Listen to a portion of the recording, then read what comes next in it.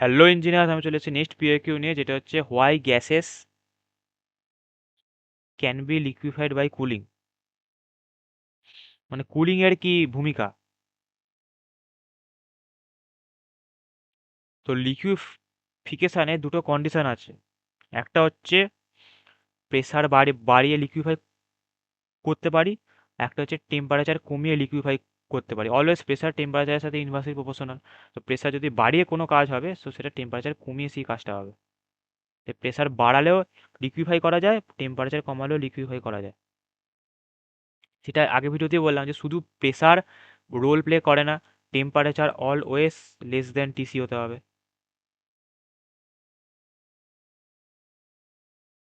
তাহলে বোঝা গেল।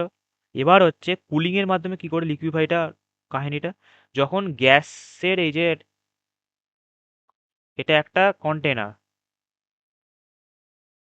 এখানে অনেকগুলো এরকম গ্যাসের মলিকুল আছে, এরকম এরকম করে করে করে করে অনেকগুলো গ্যাসের মলিকুল আছে,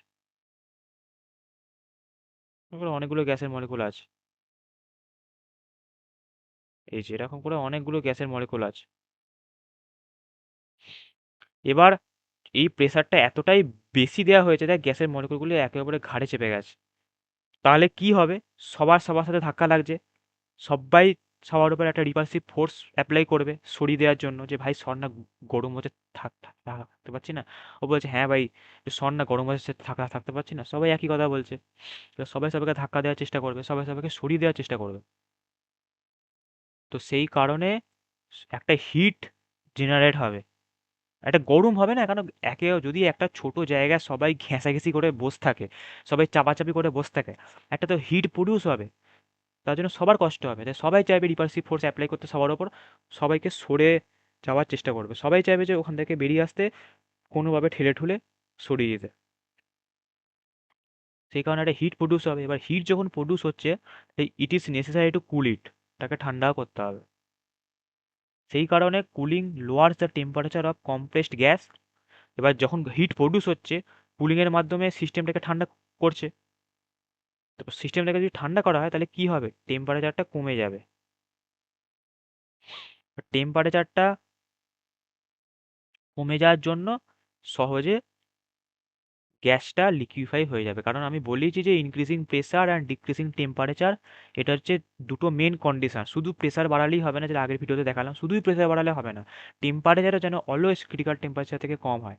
সেই কারণে প্রেসারটা প্রথমে বাড়ালাম, ফার্স্ট প্রেসার বাড়ালাম, তার ফলে হিট জেনারেট হলো, সবার গরম করছে, হিট জেনারেট হলো।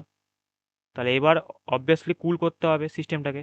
যখনই কুল করলাম, তখন টেম্পারেচারটা কমে গেল, তাহলে গ্যাসকে আমি সহজেই লিকুইফাই করতে পারলাম।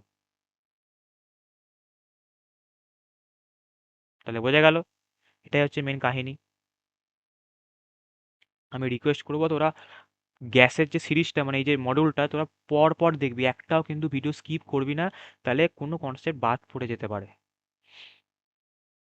তাহলে বোঝা গেল। এবার নেক্সট ভিডিও নিয়ে দেখা হবে। Just take it easy.